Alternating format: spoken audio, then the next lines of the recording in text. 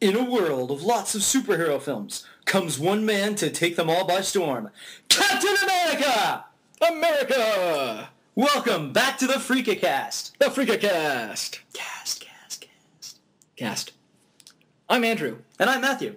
And we are the Freakacast, as we so bluntly put it. Yes, in case you haven't figured that out by now. And today we are going to be doing yet another movie review, the second one of second. Yep. Because we've only done, one so far, so this would obviously be the second. Yay, simple math. I can pass you yet. We won't go there.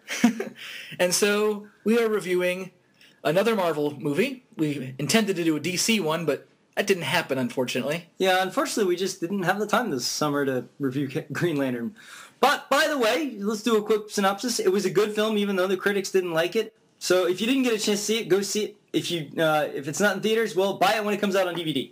And, we might do a DVD-style review of it later on. Yeah, hopefully we may get around to that. And in all honesty, there's so many things we could talk about, comic books and all these other pop culture things that we like. We'll eventually get to Green Lantern anyway. Yeah, so very true.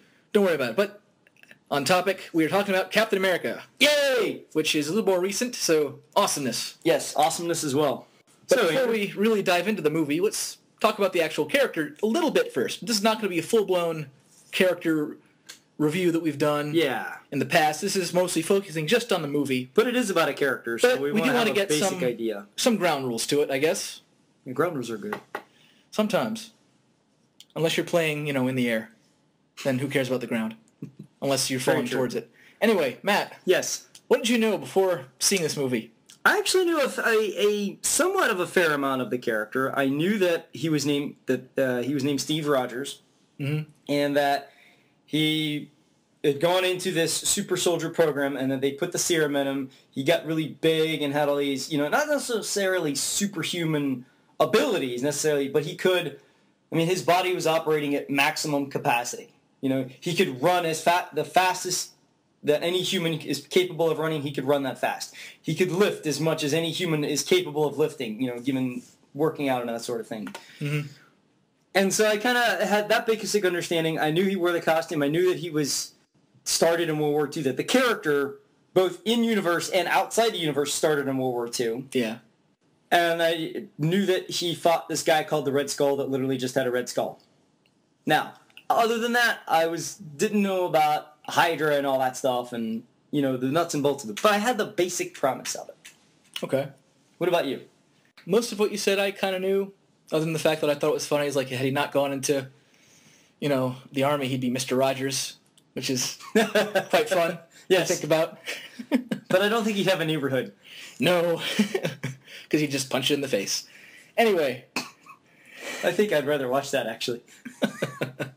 Hey, Mr. Rogers was pimp. Yeah, it's true. That's true. Anyway, my basic exposure to the character was, as I've said in previous podcasts, where I had the Marvel card, so I had a little bit more of a background synopsis, not a ton.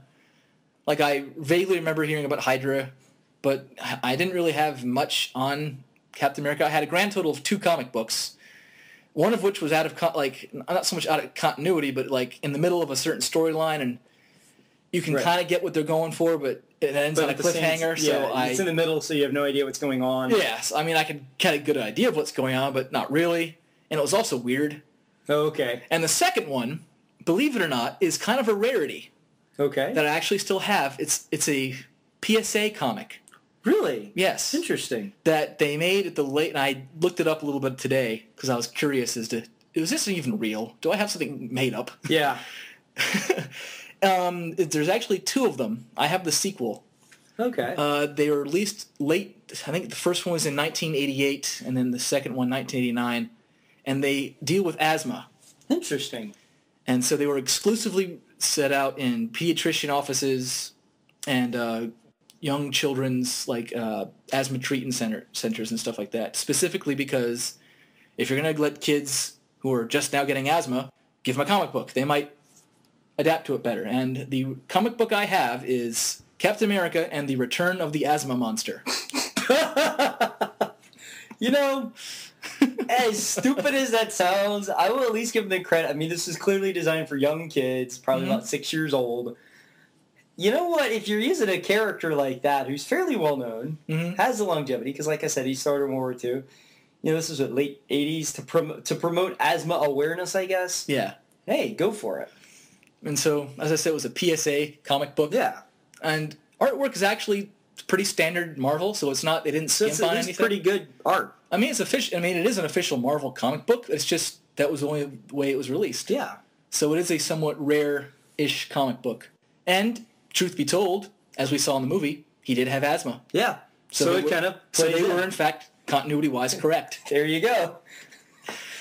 There's a Avengers video game on the Super Nintendo. Okay. That Captain America is one of the main characters in.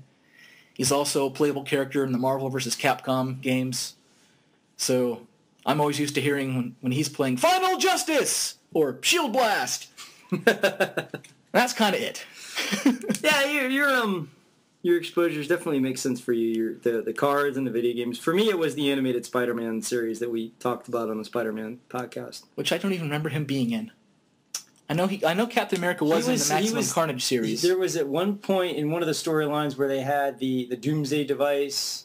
Oh, okay. And they brought in Red Skull, and Captain America was stuck in a perpetual energy machine. Okay. Or something like that. They brought in, this is the storyline with the Six Forgotten Warriors, because those people, those guys, and I think the one lady, they were part of that testing super soldier serum. Okay.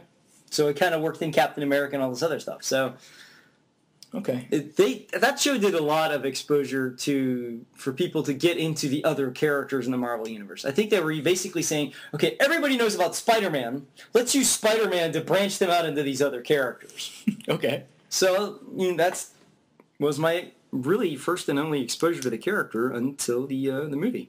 And speaking of which, I was mentioning it, but you were talking, so I want to make sure people heard me, was that he did appear in the Maximum Carnage series with the Spider-Man series, because it was Spider-Man and a bunch of other superheroes, Captain America included, Venom, Black Cat, and a couple other people, versus Carnage, Shriek, the Doppelganger, Carrion, Demon Goblin. I think that's it. I think I know about two of those people you said. That's okay. It's all right. But anyway, we're getting a little off track. That's okay. We're still talking about Captain America. It is. So that's good. And he was kicking some butt in that comic. And he was kicking some butt in this movie. He was. But not at first. No. He starts off a little small. He's not. I think a little small is putting it mildly. Well, he wasn't, He was a good, 80, 90 pounds. Ah, yes, the 98-pound weakling, as they say. Yes. He literally was a 90-pound weakling to start off with. But, that's kind of the point. What I liked about this, the story was that he starts off as this 90-pound weakling, and he wants to do his part. It's World War II era. Yeah, and I think that's the other thing. This is definitely a period film, and that's what helps this film. Mm-hmm. If it wasn't a period film, it wouldn't work. No. Because you need the character to be set in World War II. To really establish his morals and his mindset. Yeah, really establish the morals and mindset. Plus, to establish the fact that there's a legitimate reason for going to war. Mm-hmm. You have Hitler and the Nazis who are literally trying to take over the world, and America wants to stop them. And a bunch of other unfun things, which I don't want to mention because it's depressing. Yeah, so you didn't even mention that part. I know, but it's still the fact that this is at least the time period and the thing that we can establish that we've established in other movies, like in Indiana Jones. Right. The Nazis make the perfect villains. They really do. They're the ones that you can say, those are the guys we can definitely root against. It's like you can take any character, have him fight Nazis, and he's just that more awesome. Batman fighting Nazis, just that much more awesome than fighting the Joker. Spider-Man fighting Nazis, just that much more awesome. But it also helps to establish, that mindset, that moral frame of reference, where, yes, it's, because war is not a fun thing. War is not pretty. And everybody has their own issues with war. However, at the time period of World War II, everyone can agree America needed to go to war and the Nazis were bad. Yes. There was no question about that. Mm-hmm. And that's what really helped set the stage for the character of Steve Rogers. Because like I said, yes, he's 90-pound weakling, and he's going through, I think, 4 or 5 different tries of trying to get into the Army, but they keep failing him because he's got asthma and epilepsy and, all this other stuff. He's physically not as fit as everybody else. He doesn't even look like he's physically fit to walk. Well, that's not true. Well, I mean, he really does. It looks like it takes him a lot of effort just to walk down the street. There's so little muscle mass on his body that you really kind of wonder, it's like, how do you move your body? But like I said, that's the point. Yes, he physically is not capable of doing much. However, he had his heart and mind. So it kind of goes back to a very famous saying that says, it's not the size of the dog in the fight, it's the size of the fight in the dog. Mm-hmm.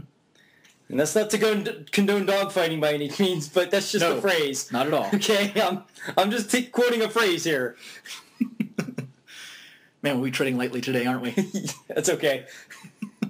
I think it comes with the territory. Indeed. So anyway, Steve finally gets the opportunity. And by the way, Steve Rogers is played by Chris Evans, who, as we saw last night, he plays, what's the guy's name? Lucas Lee, the second guy that Scott Pilgrim fights. The second Evil X. And he also happens to play the Human Torch. And honestly, you forget that when you're watching this movie.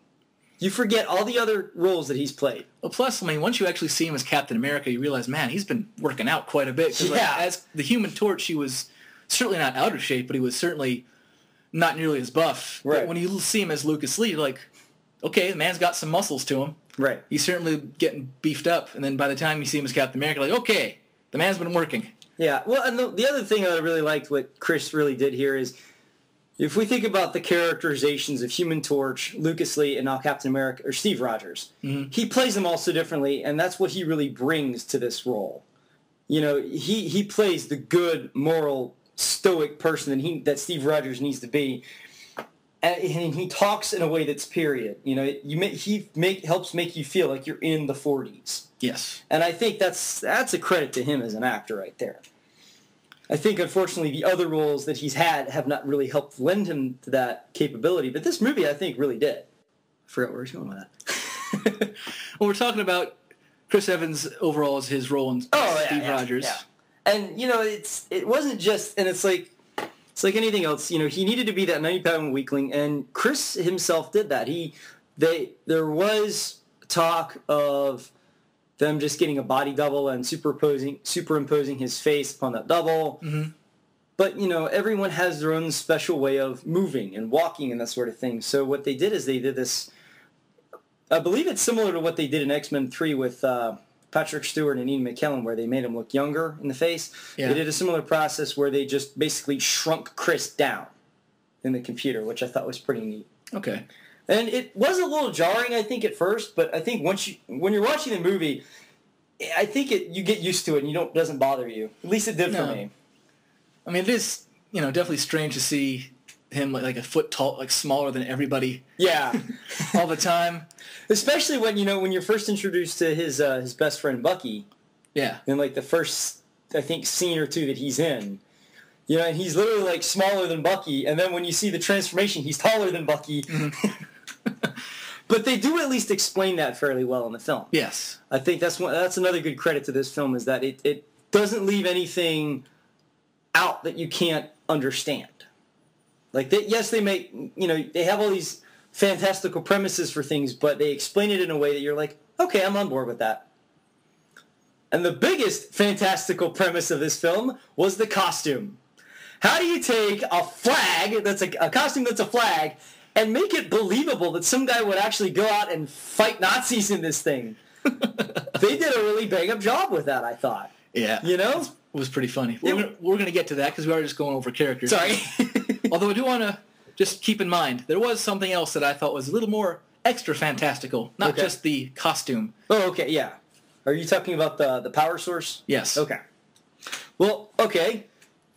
But characters first. Okay, so that's a good segue, because now a good hero is only as good as his villain. Yes. And here we have the Red Skull, played by Hugo Weaving, and if you don't know who that is, you should slap yourself in the face. It's called Smith from Matrix. Guess what his last name was in this movie? Schmidt, which is just the German form of Smith. And the whole time I'm thinking he's going to say, Mr. Rogers. Which would have been hilarious. It would have been great if they could have worked in the line, that is the sound of inevitability. Yes. That would have been awesome. But he played V in V for Vendetta. And he has currently done the voice of Megatron in the Transformers movies. He was also in The Wolfman as the police officer. He was great, really good in that movie, too. He's good in pretty much everything he is, and he's a good villain, too. Hate to typecast the guy, but he does make a good villain. And, man, did he play it up in this. And I think that's the one thing is, it really kind of reminded me of your classic Saturday morning cartoon villain, but in a good way. It wasn't cheesy, it wasn't too over the top. And like I said before, your villain here, is the Nazis. And, Johann Schmidt, or Red Skull, as you later find out he's called, is the leader of Hydra, which is a subsection of the Nazis. So Hydra is still Nazis. They're still Nazis. They just don't call themselves that. Although they do kind of break away a little bit from them. Right. To form their own thing. Right. But the fact is, you've already got, like we said, you're in the time period where the Nazis are trying to take over the world. It's not that far to believe that this other guy who's coming along with his own group, who's working, he starts working with the Nazis, or for the Nazis, I should say, and then tries to break away with his own technology. You totally buy the fact that they're trying to take over the world. It doesn't seem out of place at all. And that they're scumbags. Yeah. So it's kind of like, wow, you've taken the best part of Saturday morning cartoons and made it work in a live-action film. Mm-hmm. And the other thing, too, is that I was thinking about it after I saw this movie. I was like, wow, and this is your quote-unquote classic, typical supervillain who's bent on world domination. It's like, wow, we haven't seen that in so long, it's not cliche anymore. This is actually kind of refreshing. And they also kind of successfully, retooled Red Skull's origins. Yeah. Because he wasn't, in the comic books initially, he didn't have any super soldier serum in him, as they explained in the movie that he did. I believe the original version of Red Skull was that he just wore a red mask. Or he had a red mask, but he ended up getting caught in, one of his own, because he used, gas every now and then to poison people, and he ended up getting caught in it. And it turned his own face into the skull. So it kind of merged it with his face, I guess? Yeah, so that was the explanation. But he wasn't, he wasn't the equal as he is in terms of physical ability. Which is why he makes a very even better villain, where the fact that when it comes to it, he can go blow for blow and punch for punch with Captain America. Which is pretty nice. Which makes a better compelling villain. Because sometimes you don't want... The problem with Lex Luthor versus Superman is one punch and Luthor's done. Superman wouldn't even need one punch. He could flick him in the head. Flick him in the head, and that's it. Or you go flying 50 feet. Where in this case, brains over brawn's going to win. Where in this case, you have both, really. A closer match. I mean, they're both smart characters, and they're both equally strong characters. Yes. But, of course, the big difference is, Red Skull is bad and Captain's good. So, but either way, once again, great actor to bring in for a really good role. And, it's like I've said before, this movie just had everything that I love about movies is in this movie. We have the costumes. Mm-hmm. We have the clear good versus evil setup and storyline. That's what I love about Hydra. They're clearly bad guys. There's not this gray of Two-Face and other characters like that. Oh, and you feel sorry. It's no, you want them gone. You want Captain America to beat them up.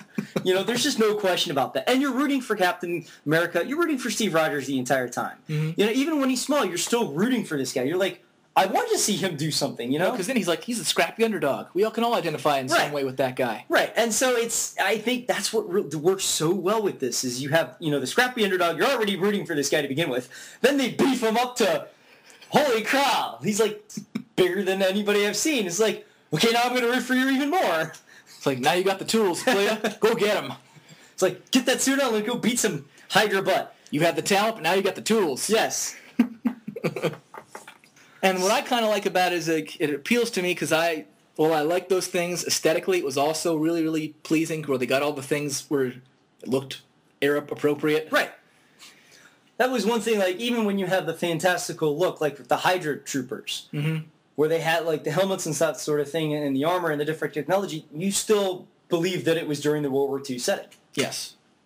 One of the things that I know the crew was, in passing, I remember them saying they had a lot of enjoyment with was the flying wing at the end of the movie. Because that was actually one of the designs of Nazi aircraft. Oh, okay. And so to be able to actually work that in, there's something that's already, set in that time period, but a little fantastical was pretty neat. And this, of course, going back to Raiders of the Lost Ark, where you have the battle at the flying wing at the airfield. I mean, it's not an uncommon theme for, mm-hmm. Nazis and flying wings. It just makes too much sense not to have it in there. Right. So I'm glad they included that. And, of course, 2 main stars are great, but you got to have a good supporting cast. You do. And they did. They did. And we'll go ahead and start with the good side. We have Tommy Lee Jones playing Colonel Phillips, who was I guess he was kind of the leader of the special section of the Army that was kind of setting up the super soldier program. They were also exclusively dealing with what Hydra was up to. Right.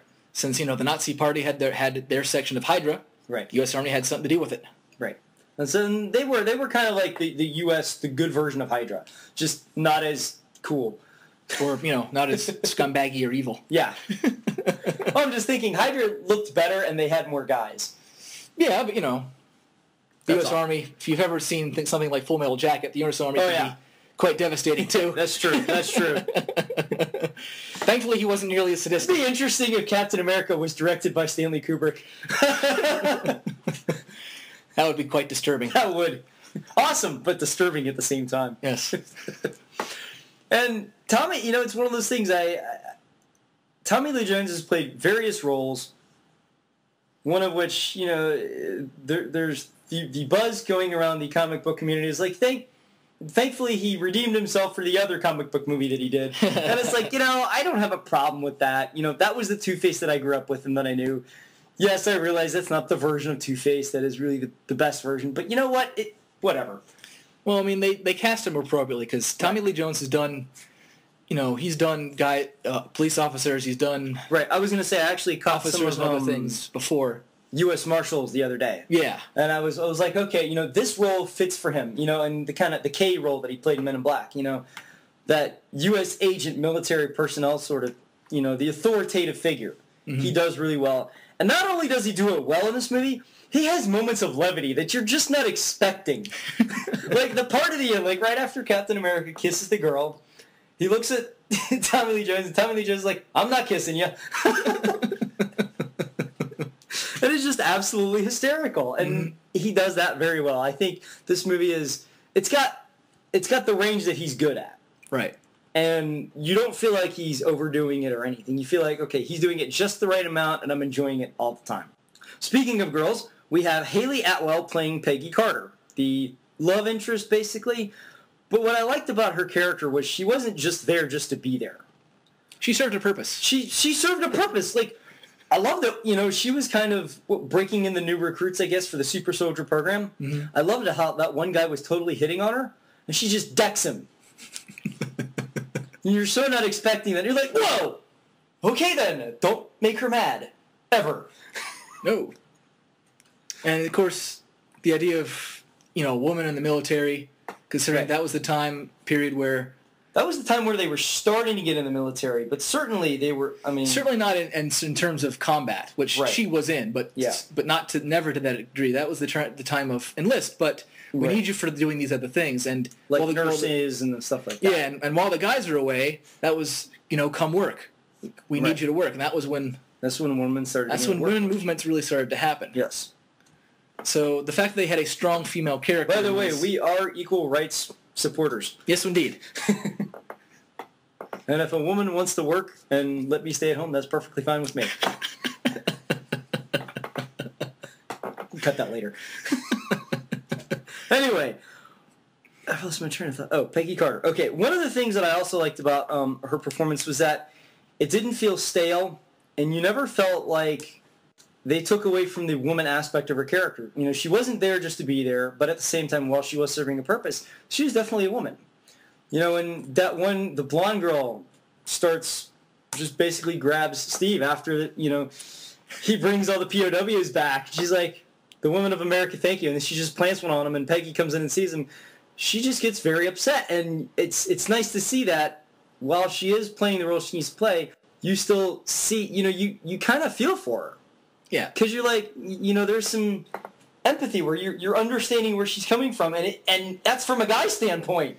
I know. So they did a really good job with that when we can help make us understand women that much better.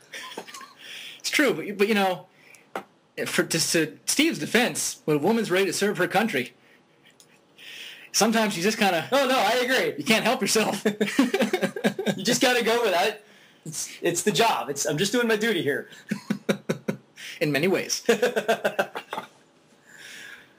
But anyway, but I did, the only bad thing is, at the end, and it's really no surprise, because they start the movie off where Cap is frozen, and S.H.I.E.L.D. uncovers him.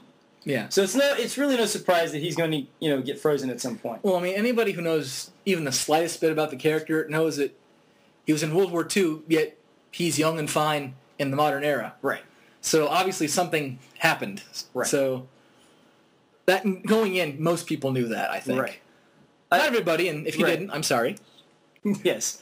And, one of the things that just kind of made it bittersweet and was unfortunate is the fact that, Steve and Peggy, while they do develop this relationship, basically a love, they don't get to see it through.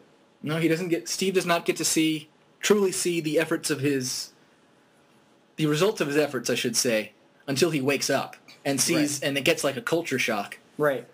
And that's the other thing, too, is what's really is... But we're skipping ahead. Refreshing about this one was the fact that you have the hero you're rooting for, he beats the bad guy, but he doesn't get the girl. Not necessarily, anyway. Yeah. I mean, we'll see how that plays out later on. Anyway, who else we got? Okay, so kind of transitioning here, we have Stanley Tucci as Dr. Erskine, who is the good German scientist that basically gives Steve the serum. Mm-hmm. And I absolutely loved his performance. I was actually quite sad when he went. You're just like, oh no, I like that guy. It's like, why do you have to get rid of the good characters? I know. The ones you're like, yeah, he's awesome and funny. Yeah, he was funny. But at the same time, it's like, he's kind of grandfatherly. Like, we can identify to the fact that this is an older gentleman, right? That has a way that he can speak to you, speak to you from the heart, right, and really help you identify, that aspect that you're struggling with. And I really liked how, while he was talking about, Steve's moral fibers, it didn't come across as cliche or preachy or anything. It's like, it was very conversational. Mm-hmm. And, that's just, I don't think we've had a bad performance yet. So, it's like I said, everything I love about movies is in this movie. Not only do you have the costumes and the action, but, we've got a female love interest that she's very attractive, and you can you not so much identify with her, but like I said, you can understand where she's coming from in certain aspects. And once again, here we have a character that's grandfatherly. We can relate to that. We wanted to see more of that character, but unfortunately we didn't. But we're happy for the time we had with him. Yes. The interesting thing is that while we have him working for the U.S. in developing a super soldier serum, we also have... And that's kind of a... to parallel, which you might be going for. At the same time, during that time period in real life, we had people like Albert Einstein come over from that part of the world and help us develop our technology. I was going to say, he is a German scientist. He left Germany while the Nazis were starting to get in power. Because they did want to prove the point that not all Germans are Nazis. Right. Not all of them are bad guys. Yeah. German does not equal Nazi. Mm-hmm. There are some nice Germans. Yes. And there are also some Nazis who are not German. There are still skinheads out there. Yes.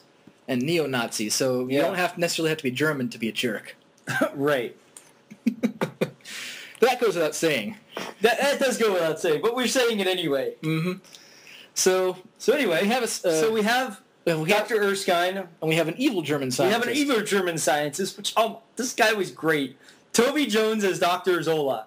And the first time we see him, we see his eyes and a bit of his mouth, I think, in the magnifying glass. Mm-hmm. And once again, he was like the stock mad scientist to, assistant to Red Skull, but it played off so well. I didn't care if it was, quote unquote, classic Saturday morning cartoon. I love Saturday morning cartoons. So hey, you got a live action one, and I'm loving this thing already. So, and it made sense, it worked because while Red Skull is the leader of Hydra, I think having him do everything would have been too much. Yes. And so it was nice to see the delegation of power to this scientist. And I think the fact that he was a little smaller, a little more of what you think of when you think, okay, creepy mad scientist, it worked very well. But like I said, it wasn't campy or anything. But this is also a good point for you to talk about the fantastical thing you were talking about earlier. Yes.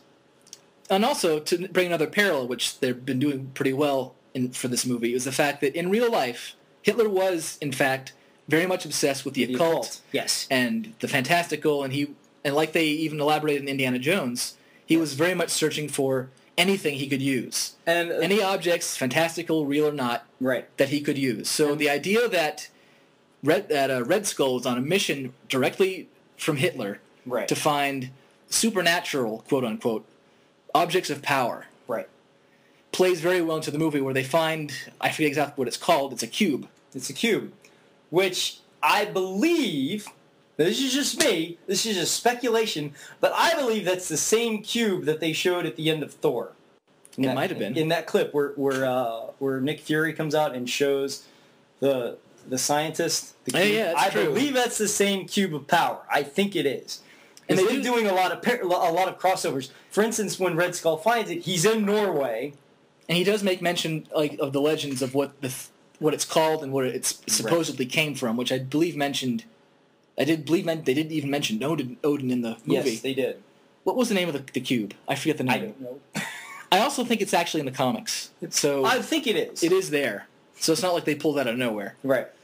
So the fact that it's in there, it does bring in that fantastical element, which will tie in greatly with the Avengers. Right, and that's the other thing too. Is like, there's no doubt in my mind that they used, if that is the cube from Thor, it would make sense because, well, if you're going to have a team of movie, it makes sense that, okay, if all these characters are interacting in the same universe and world, well, then things would be similar. Mm-hmm. So I like that fact. But he was able to use that cube to, power all the inventions that Dr. Zola was creating. Yes. So it made sense. He wasn't just looking for it just to look for it. And it's not like, oh, we found this, but we're never going to see it again. It's like, no, there was a purpose to it. So it's great because that happens also in the very beginning of the movie, and it really sets the stage for just how crazy and evil Red Skull is. It is, which just makes him that much more interesting as a character and much a better villain. And it's like I said, it's like, yeah, he may come across as the stock classic supervillain that wants to take over the world, but you know what? I like that in this movie, and we need that. Mm-hmm. Because like I said, it's refreshing. It's like, wow, finally, somebody that's not, just bent on revenge.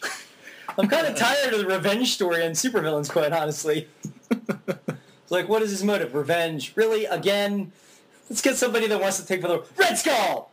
Oh, I don't want to root for you, but I'm glad you're doing something that's not revenge-based. I'm not rooting for you, but at the same time, I'm glad you're here, because I really want to see you get punched. Yeah!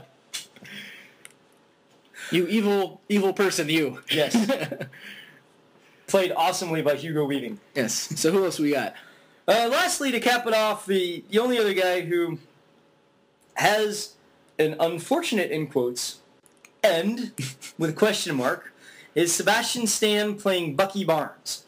And I know in the comics, at least certainly in the earlier comics, he was basically the Robin to Captain America's Batman. Yep. That's clearly not what he is in this movie. Where apparently in those days when they made them, every top-notch superhero had to have a teenage ward. Why, I don't know, but he did.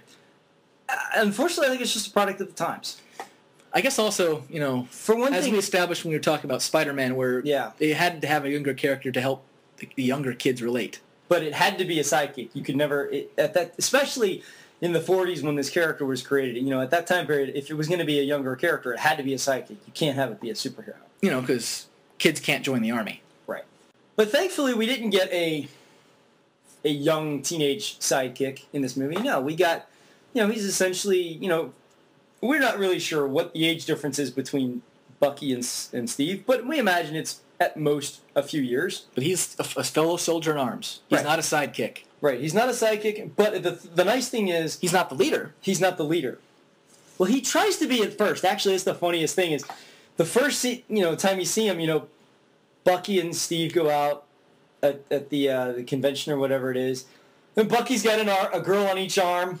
Well, he's an enlisted man. He's in uniform. Chicks dig guys in uniform. That they do. Especially compared to Steve, who's this 90-pound scrawny guy. There's no contest. Bucky's going to get the girl. But, when Steve gets the serum, all of a sudden Steve's got the girl on each arm, and Bucky's like, hey, what happened to my girls? It's like, aw. Can I get some? No. Okay. Okay, I'll just... But the thing is... At least I don't have to wear a silly costume and a mask. Shut up, Bucky. At least I have a better sounding name. Well, the interesting thing is, let's go ahead and kind of talk about some of the stuff right now. That's a good point. What I like, kind of going back to the costume. Like I said, it's basically a flag. Mm-hmm. And it was, I liked how they said, okay, let's take a guy wearing a flag and make it believable. Let's make the idea of having that particular costume work. Yes. And fit into the Instead of just saying, let's do it straight from the comics and people would just go with it. Because that doesn't work sometimes. Let's avoid what they did for the first Captain America movie. Which we won't even talk about because I thankfully have never seen it. If you want to get a good enough idea, go check the review of it out on The Guy with Glasses. Nostalgia Critic. Yeah, that's all you need to see of that movie ever. Trust me, it's awful. So it definitely. Well, the review's good. The review's good. Yeah, the movie's awful. The movie's awful. And the funny thing is, when we went to a midnight showing of it, and before we left, they were showing the original movie on TV. Yeah. So we were watching like a bit of it just to be like, wow, this is awful. It really was. Because they didn't say, in the original movie from the 90s, they didn't say, hey, okay, let's take this ridiculous costume but make it work. But in this movie they did, and they said, well, why would a guy wear that? And, how can, not so much how can we make it work, but you've only got one man, not an army of these super soldiers. What can he do? And, in the movie, they wanted to put him in a lab for testing so they could extract the DNA so they could replicate the super soldier serum. Seems like, I don't want to do that. I came here to fight. I came here to serve my country. And I forget who it was. Some guy came up to him and said... one of the guys like, you want to serve your country? He's like, yes, sir. He's like, then you've been promoted. And I know just the way you can. Right. And then it cuts to basically Captain America as the poster boy for propaganda USO shows. To help fund the war effort. Right, to sell war bonds. And right away you're like, I'm on board.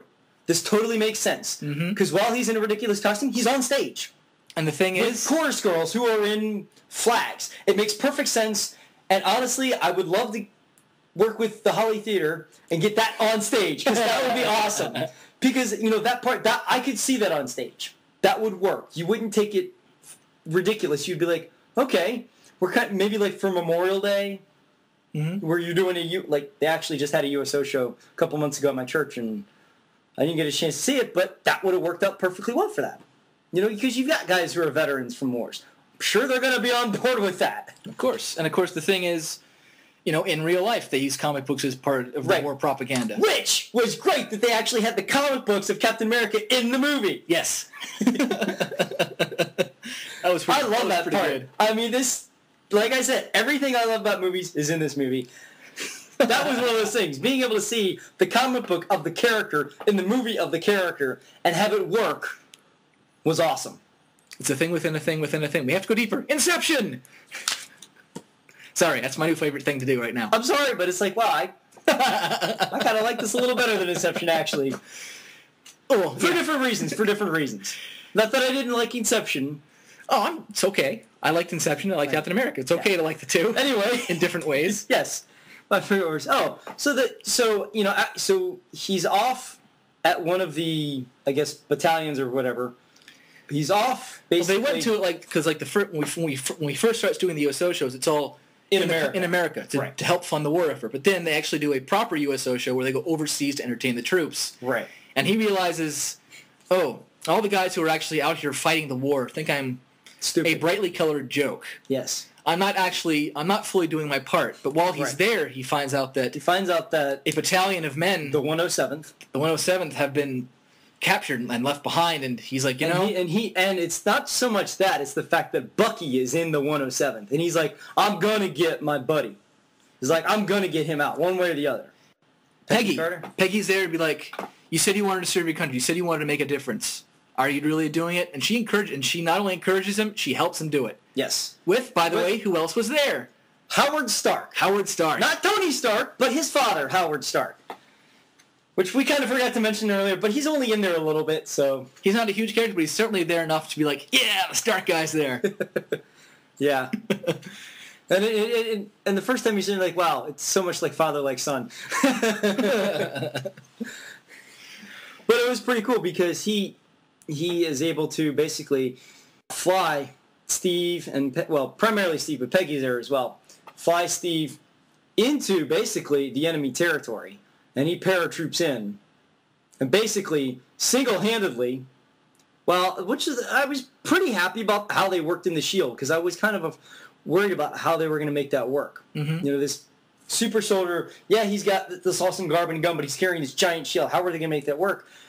And a really funny thing is, kind of going back a little bit, for the USO shows, he had the shield, but he had his lines on the back of the shield. I thought, that's awesome. I would do that. Yeah, that way, you got this guy. He's clearly not an actor, even though it's an actor, but whatever. Yeah. Steve is not an actor, so give him the lines, but he's got the shield, so he already has the look. And when he goes to rescue Bucky and the 107, he brings the shield with him. Why? Because, it can't hurt. I've got this shield, might as well, maybe it'll deflect a bullet or two if I'm lucky, or at least slow it down before it hits me. And he finds out he's actually pretty good with it. Yeah, in fact, that's the one thing I like, is how he's really, beating guys with the shield and stuff. And just plowing through the Hydra complex. It's really And also the nice thing is, we say he rescues the men single-handedly, but the nice thing that I like that they incorporate is the fact that army mentality of, we are an army of one. Yes. Is the fact that, yes, Steve was doing it, Captain America was doing it, but once the army guys started getting free and out of their cages and able to fight back, they grabbed weapons and they started kicking some Hydra butt too. And so it then became a army effort, group effort, not just Steve, for their liberation and defeat of that particular Hydra compound. Yes, and the nice thing was what Steve did was Steve went in and single-handedly rescued these guys. Mm-hmm. He broke them out. But like you said, once they got out, they started fighting back. And had it not been for that army mentality, even as strong and as fast as Captain America is, as Steve is, he couldn't have, got those guys. You can't beat World War II alone. Right. You can't fight Hydra by yourself. Or Dr. Manhattan. But that's different. That is different. That is very different. And thankfully, Captain America wore pants. And a shirt and a helmet and a shield and gloves. Yeah. He was fully covered except for his mouth. Because he wanted to be able to breathe and eat. Mm-hmm. But it was pretty cool how, the interesting thing was that shot in that scene where Steve brings in those POWs. You realize you're not watching. It helps remind you you're not watching a superhero film. You're watching a war movie. Mm-hmm. It just happens to have a superhero kind of guy in it. Yes, and that's I really like that, and the fact that when Steve, after he brings the POWs back, and he kind of has this brief moment with Howard about the shields, and he shows him the vibranium one, the circle one that we all come to know and love. Yeah. He also says, I've got some notes about the uniform. And I liked how they don't explain it. He just hands the paper, and then it cuts to a shot of the montage of, Captain America, not by himself, but leading his men into battle against the different Hydra compounds. And it shows kind of it working. Because it goes back to that army mentality of, we're not just doing this alone. It's, we're in this together. Mm-hmm. And I like that because you don't see that from other characters. Not so much superheroes, just characters in general. Very few times, I can't think of any where they're leading men into the enemy or, the bad guy or whatever. Unless it's specifically a war movie, like we kind of mentioned something that thought to my mind, like Dr. Manhattan, which was also directed by the guy who made 300. Right. So you have, if it's a charismatic leader, right, that can lead men, that could be true. I mean, Thor sort of did because he had his team, but it was not so much. Yeah, but it was more his friends. It was more his friends. And it was only a couple people, too. Right. Well, that's the other thing, too, is you talk about a good leader. That's what Captain America is. He's a leader. That's what separates him from these other characters. He's a leader and a symbol. Yes. He's almost like if you took Superman and Batman and put them together. Personality-wise, at least. Yeah. You bring up a point, though, that you've explained to me personally, mm-hmm. but I want to have you elaborate for our viewing and listening audience. So I don't know what they're viewing here, but they are listening, hopefully. Is the fact that you have Superman, who is basically a big Boy Scout, which we all like. Right. You have Batman, who can beat the heck out of everybody. But there's two big things that these characters and a lot of other characters don't do. Which is? Which is they do not kill their enemies. However, Captain America is openly seen using a gun. Right. He's bashing the heck out of people's skulls with his shield, which could probably kill you. Especially, I don't know how thick that metal is and how hard it is, but I'm going to assume that having that flung at you really hard by a guy with superhuman strength, that's going to leave a pretty big dent in your skull. Right. You know, probably kill you, possibly damage your brain, that sort of thing. So you have this, there's a big difference here. Right. Well, let me explain. You've said in the past you don't like characters who kill their enemies. Like, you don't like Punisher for that reason. Right. Let me elaborate on that. For one thing, because this is a period film, because this takes place during World War II, it's a war, I expect the military to have guns and to use guns. Mm-hmm. Okay? It was actually the line where when Dr. Erskine first confronts Steve, and he says, "Do you want to kill Nazis?" And Steve looks at him and says, "I don't want to kill anybody. I don't like bullies. I don't care where they're from." From that moment on, I was behind him the entire way. Mm-hmm. Because that is something I can get behind. It's like, it's not so much that I want to kill people, but in the process of defeating or stopping, not so much defeating, but stopping the bullies, there are going to be casualties. Mm-hmm. Not because I want to, but because it's going to happen. It kind of like what Batman says at the end of Batman Begins, where he's like, "I'm not going to kill you, but I don't have to save you." Mm-hmm. Sometimes it's whether or not the intent is there. That's what I don't like about Punisher. Punisher is intending to kill people. I can't get behind that. But with Captain America, I can get behind the fact of, okay, he's throwing his shield. And, okay, you know what? It's a shield. Maybe he's not intending to kill somebody, but somebody may fall off a cliff or hit him in the head and bash it in. Mm-hmm. Obviously, he's not a brutal character. And I can get behind that. I can get behind somebody who doesn't want to kill people. But if it happens, obviously I would hope that he'd be sympathetic and sorry, but it happened. Mm-hmm. I can get behind that. I wonder how they're going to handle that aspect once they get to the Avengers. Of course, we don't really know what they're going to be fighting yet. We don't know what they'll be fighting, but I do think it will be interesting to see the different personalities interact between Bruce, and we don't even know how they're going to handle the Bruce Banner character, since, as we've said before, Hulk's never been played by the same actor twice. Which is a shame, because I really did enjoy Edward Norton's performance. But, based upon the fact that Captain America is a leader, I think that's going to create some interesting tension with Thor. And Iron Man. But also, I do think it will be interesting to see, because Captain America knew Howard Stark. That sounds like a bad movie waiting to happen. It's called Howard the Duck. Yeah, instead of Howard the Duck, it's Howard the Stork. Delivering babies to your door, Howard the Stork.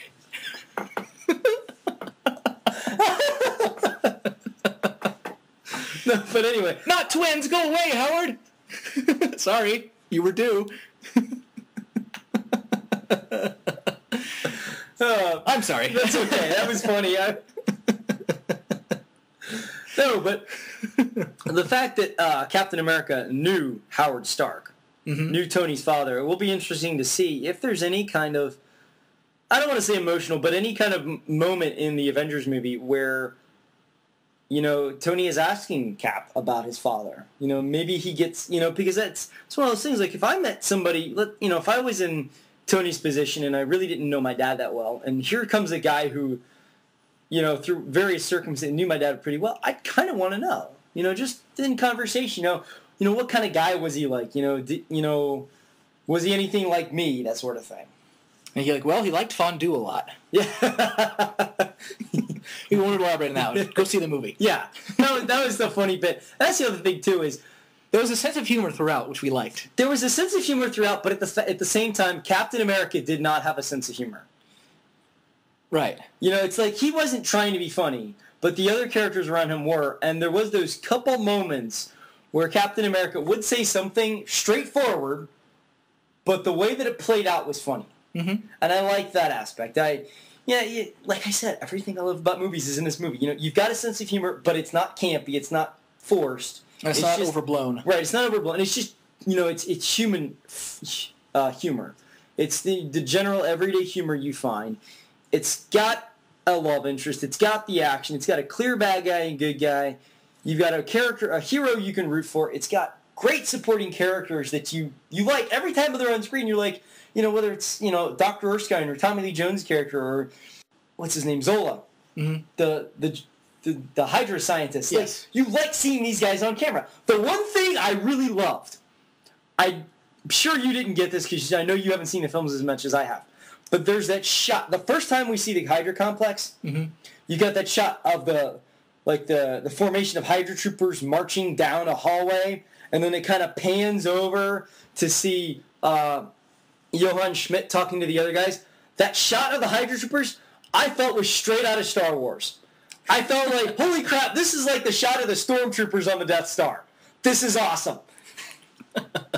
They kind of did resemble stormtroopers a little bit. Well, they did, but I'm just talking about the way that it was framed. I understand. The shot. I mean, which I like that fact, too, is because in the original trilogy, that's why they did that. So you have this clear good guys versus bad guys. You know who guys are.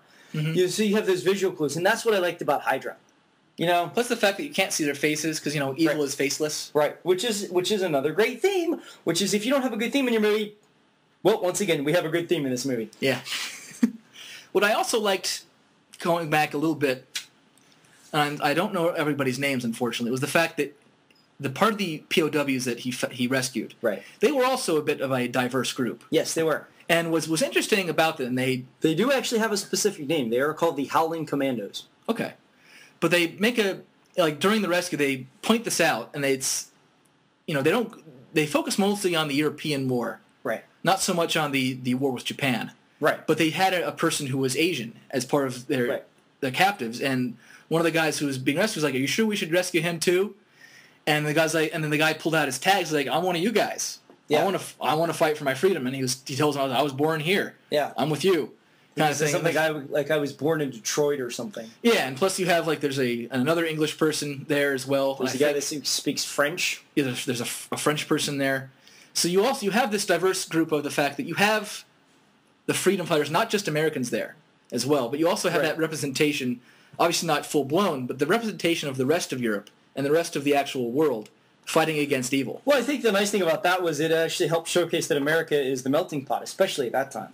Mm-hmm. But this was before a lot of, this was during World War II, so that was when a lot of this different race issues started to come out a lot more so.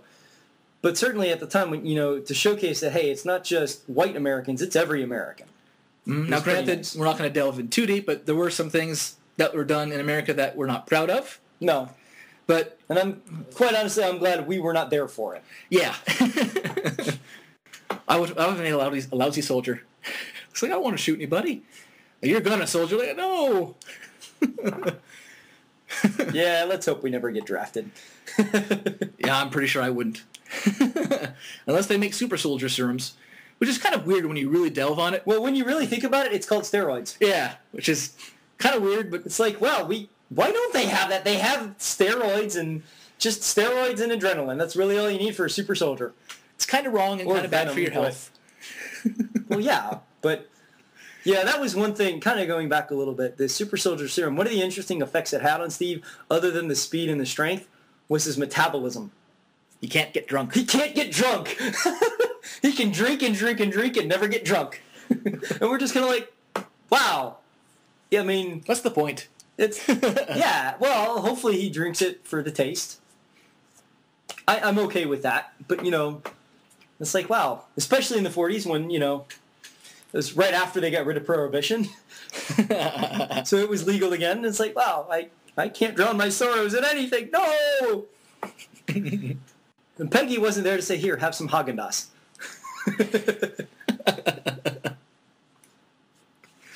But yeah, they did a lot of nice things, and crap, I was going to say something, I forgot what it was now. Well, one of the other things that I personally liked, and this is probably a little bit more nerdy than I usually come across, but that's okay, deal with it, is the music. One of the things that we haven't had for a character since going back to the Danny Elfman theme for Batman is a theme for characters. Think about it. Does X-Men have a theme? The cartoon. The cartoon. Cartoon rocked. Yeah, the cartoon did rock. And I was really hoping when the film came out they were going to have that. But no. And not to say that the music from all these films hasn't been good, but it's not that memorable theme that you walk out of the theater humming. But Captain America does. That darn USO show. It's like dun dun dun dun dun dun dun dun dun dun. Not the USO. Well, the USO show worked, but I wasn't remembering that. I know what I'm saying. Yeah, it's part of the things. Like I remember that. Exactly, but that's the thing. You remember the music aspect, and the one thing I really like because I bought the score and was listening to it. They have it. The end track is called Captain America March, and it's the end credits basically. But they do it in such a way. And this is just a testament. By the way, the guy who composed the music, his name is Alan Silvestri. I know he did the music for Van Helsing and the second Mummy movie, and I think 2 and 3 of the Back to the Future movies. Okay. He's done some. He's fairly well known, but he's not as well known as like John Williams and Hans Zimmer and those guys. Right. But he is somewhat well known. But what he did, if you were to actually play the Superman theme and the Indiana Jones theme, and then listen to the Captain America March, you hear some similarities. It's got that grandiose feel of the Superman theme, but some of the pattering of the Indiana Jones theme. Like you have, like Indiana Jones has his main theme and then a little bridge section. Yeah. So does Captain America. Okay, cool. And at the same time, there's the big use of horns like in the Superman theme, but it's hummable and it's like. And it sounds patriotic. It sounds patriotic. It's like, oh my god, this is great music. And like I said, it's that hummable theme that we haven't seen in a long time. I was really pulling for Thor and Green Lantern to have that, and I'm sorry they didn't. It was like, that's one thing because that's, once again, everything I love about movies is in this movie. Because you have a clear theme for your hero. It's got, when you walk out of the theater humming the music, that says something about what they've done in the film. It's like in Star Wars. We can hum the Imperial March. We know that. The Star Wars theme, we remember that. We can hum the Batman theme. We can hum the Batman theme. That's not and the Superman theme. And so for a movie like Captain America to have that in it, it was like the icing on the cake for me. By the way, I see you have written down who directed this. His name was Joe Johnston. Okay. Now, most people would know Joe Johnston from The Rocketeer. He's also done some other stuff that I can't. Which I saw for the first time this year. Yes. Yay for me. Which was also during World War II. He's good at period films. It's a popular time period for movies. Yes, it is, because there's a lot you can do with it. Plus, it's just a time of fascination. It's a time when the world changed. Yes, it is, and I think that's part of it, because, you think of, Rocketeer and Captain America and Indiana Jones. All three of them, not just set during World War II, but they also had different technologies that you could get away with presenting that concept in that time period, and it still had that sense of fantastical, and at the same time, it's still fantastical to us today. The idea of a super soldier serum today, today it wouldn't seem as fantastical. You could, back the science of it, but in World War II, it was fantastical. Mm-hmm. The idea of a rocket pack. Now, the rocket pack they had in Rocketeer was still cooler than anything they have today, but they do have rocket packs today. Kind of, sort of. Exactly. It's like that idea of of literally 2 jet engines strapped to your back. It's still cool today. It just is even more cooler when you put it in a World War II setting. And of course, it makes sense the fact that was a time period when a lot of new technology was being developed, right? And things that didn't make it to the actual design floor, right, were just being cranked out in designs. They had stuff on the Discovery Channel and the History Channel of them trying to use different ways to use smart bombs. They literally had, and I'm not making this up, a design where they would have a pigeon-guided missile. This doesn't surprise me. Although I was thinking of the one that was basically a giant wheel, and it was like a giant paddle wheel. And literally, they would let it go from, I think, either boarding ships, the little transport things where they have the thing down, and would just roll into battle and just blow up. The Nazis had some crazy ideas. But I think that's the thing that makes it so interesting. It's they were bad, but they were fascinating at the same time. Hellboy is another movie that used that World War II setting, at least in its premise. And I think that is something that kind of helps play to that as well. Is you take something, and it's I would love to see anybody try to do anything. Zombies in the World War II setting would be amazing. Just, I think we have our premise. There's a lot of crazy. What, I mean, what also what I'm was just trying to point out, you can take any kind of idea, put it in that setting, it just becomes more interesting to work with. Well, it's like I pointed out earlier on, is the fact that in real life Hitler did try to use the occult. So right. The fact that you can put that sort of setting in this kind of story. Right. And I think that's the interesting thing is, if Hitler wasn't into the occult, we wouldn't have as many interesting stories to go with this. It just wouldn't work in the World War II setting. But because of that, it's like, thank you, Hitler, for being insane. For being such a nutcase. Yeah. Thank you for being a nutcase. You've given us some awesome movies. We would have rather you've succeeded in art so you didn't become this dictator and all these things happened. But at least you went insane and you had these really weird things about you so that we could make Raiders and Rocketeer and Captain America. Can't believe you're just like, thank you, Hitler, for giving us the material to make movies. It's like, ugh. No one ever better say thank you, Hitler, ever again. That's the only thing we can thank him for. That's the only thing. It's for being insane. Yeah. Because had he not been insane, he would have succeeded. So at least he was insane and didn't succeed. Because he was a horrible, horrible strategist. Yeah. It's very true. It really is amazing how much he accomplished, considering he was a horrible strategist. But that's for another podcast, because maybe not. I don't know. Interesting. Yeah, we might do that one day. That would be fun, actually. I'm down for it. Yeah. Whether anybody else is anybody's guess. We may have to bring up Captain America again just for fun. Because you know what we would need? Captain America to come up and punch someone in the face. Which he did several times in the movie, which I was happy with. He actually, and then during the USO show, he punched out Hitler. And so when he goes to rescue the POWs, they're like, can you handle this? He's like, I punched out Hitler over 200 times. I think I can handle this. But that's the thing. It was such a funny line, but he just says this straightforward, like, well, I just punched out Hitler 200 times. No big deal. And just goes off, and they're like, okay, that was funny, but okay. So, yeah. So we've kind of been bouncing around all over this place talking about the stuff we liked about the movie, but overall, I would say the thing that really solidifies it is the fact that it has a very cohesive, comprehensive story that makes a very sensible flow. Yes. Now, we've already delved on a lot of story elements that we like, so there's no real point in going over it too much more. Right. Because, again, we want you to see the movie. Yes. Go see the movie 300, 400, 500 times.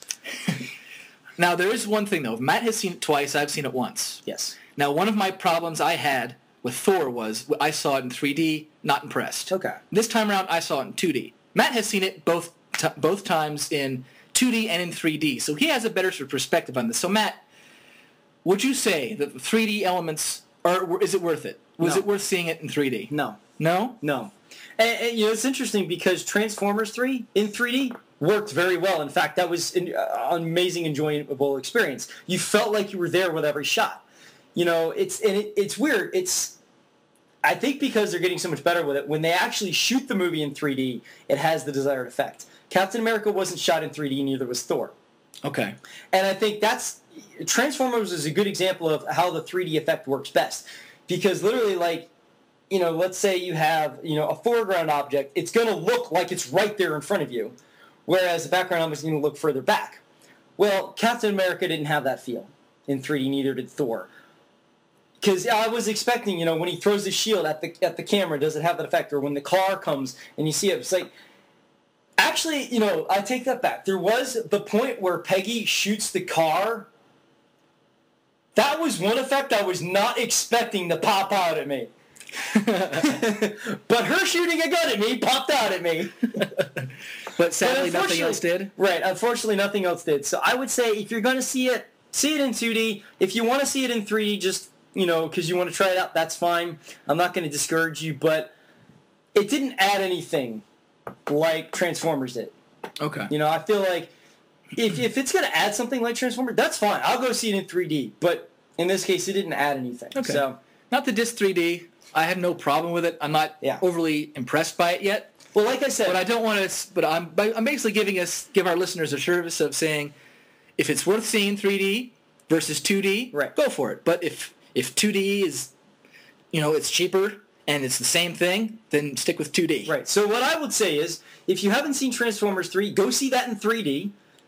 Even if you didn't like them particularly. Because you know what? The third one was better than the first one. Does it have the theme music? I've been curious about that. No. Darn, they've missed out 3 times. Not once. I don't find it's necessary. What I liked about the Not new so one... much necessary as like during the movie, like during the end credits maybe, because it's such a memorable, iconic theme. At least with G.I. Joe, they kind of had elements of it there. Yeah, I guess. See, I don't really remember the Transformers theme because that wasn't Robots in disguise, Transformers. Yeah, that's about all I remember. I remember the theme music more than I do the cartoon. Yeah, see, I never really watched the cartoon, so... I didn't either. Yeah. Not really, anyway. I think I saw like 1 or 2 episodes. But I will say this, and this is just a quick thing about Transformers. It was done well because they basically threw out all the bathroom humor. Good. And it was one of my friends, she saw it with me, and she's like, wow, that was the most coherent Transformers movie I've seen. It was very linear storytelling, very much how you were saying that with Captain America. It was a very cohesive story, very linear. So is Transformers. And Trek fans out there, Leonard Nimoy does the voice of Sentinel Prime, and there's a lot of Star Trek jokes, and there's one in there that only if you're... apparently I'm more of a Star Trek fan than I realized, because I got the joke when no one else in the theater didn't. I didn't want to spoil it, because if I say anything about it, you'll get it, and I don't want you to miss that out. And I eventually want to see it, so... And like I said, it's one of those where you go in expecting the previous Transformers, and you get something much, much better. Mm-hmm. And also, it's not really a big secret, because everyone knows it, but stay tuned for after the credits for the Avengers trailer. Yeah! Go see the Avengers trailer, because it is awesome. Now, and of course, the nice thing about this is we know certain things about it. There is one unknown element, though, that we're not quite sure of. I'm not going to spoil how well he leaves the film, but he's left the film in a way. For Red Skull, yes. Here's the things we do know about the Avengers, about who's in it particularly. Right. We've got Captain America, we have Thor, we have Iron Man, we have Hulk, apparently, but we don't know who plays him yet. His name is, Mark Ruffalo. Okay, so we have Mark Ruffalo for Hulk, and we have Hawkeye. Yes. And we have, I forget her character name, but we have Black Widow. Scarlett Johansson. And on the bad guy side, we definitely know Loki is there. We don't know anything about Red Skull yet. Yes, because... And don't spoil it now. Well, I'm not going to spoil it, but I'm just going to say that the way that they have Red Skull leave the film, it is open to interpretation. That's kind of what I was getting at in terms of he left the film, but we don't know how. Yeah. But we also don't know how he'll return. Inevitably. Or if he'll return. Oh, I'm certain. If not in Avengers, in a second Captain America movie. Which I'm really excited to see in a second Captain America movie, because honestly, I can only see the first one so many times before it's like, okay, I want to see more. Because, no offense to earlier superhero films, but it's killing off an iconic character. Killing off your villain is bad. Killing off... Even if they did it in the comics, stop doing it in the films. So the idea of killing off an iconic character like Red Skull would be a waste. Who was such a good supervillain. I mean, he really was a supervillain. Mm-hmm. I think that's the thing, is we've seen villains. We haven't seen supervillains. Red Skull is a supervillain. Granted, at the end of Hulk, we had Abomination. Yeah. And I believe they kind of teased at the leader. That's right. They did tease the leader. Bruce's blood in his head. Yeah. But for Iron Man, it was guys with technological equality. Which I'm kind of curious to see if and when they'll ever bring in Mandarin. He's a tough one to do. He's a tough one, but the way that they presented the magic and technological elements in Thor, I think in Avengers they could pull it off. They could. I mean, especially when you have someone like Loki there, and especially when you consider that power source is sort of fantastical. The idea of having a guy with power rings, not so much like the Green Lantern power rings. I think rings. Well, the thing is, I was going to say the way that the Iron Man universe in Iron Man 1 and 2 is presented, it's all technology. Mm-hmm. Whereas with Thor and now Captain America, bringing in the Avengers, where they've got the magical elements, and of course Nick Fury, can't forget him. Oh yeah, I'm sorry, I can't say much about Nick Fury. That's PG, unfortunately. I mean, because it's Sam Jackson, and it's Sam Jackson. Of course, the nice thing is, if we don't do it, someone else will. They'll just fill in all the expletives for us. Yeah, I'm sure that, like how they did for Mace Windu uncensored, which was hilarious and awesome. Someone will put in the clips for it. Yeah, Nick Fury uncensored would be awesome. Because he's awesome anyway. Yes. I'm actually kind of upset that. Well, no, I guess having Sam Jackson as Nick Fury is the best thing we can have to Sam Jackson playing a superhero. So I'll take that. Hey, he was the Frozone and ice in the. Oh, sure, I forgot about that. Okay, so he's dabbled at least a bit. Which granted, he can't curse in that either, but we don't need him to. No, but you know what? As long as Sam Jackson keeps Besides, the fact that he's like, "Where is my super suit woman?" It's like, oh yeah, that is awesome. But I do think that because of that premise in the Avengers setting, have Mandarin there, I think that could work for audiences. I think we'll be able to buy that, given what we know of Thor and this fantastic element with Captain America, the power source. I believe that's kind of the only thing I didn't really like about the Iron Man series, the fact that, they killed Ironmonger, they killed Whiplash, which to me is like, that's a waste. They should be around. I agree. That's why I was so excited in Dark Knight when they didn't kill Joker. It's like, yay! Oh, crap, you killed Two-Face a second time. Oh, well, at least we got Joker. At least Joker's alive, and then, reality. Damn. Yeah, he still died, which sucked. But in the long run of things... They are going to be rebooting the series after the next one. So. In the long run of things, it doesn't matter as much. Yes. Plus, you don't know if they, what Gotham's stance on lethal injection and death penalties are. So you never know. That's true.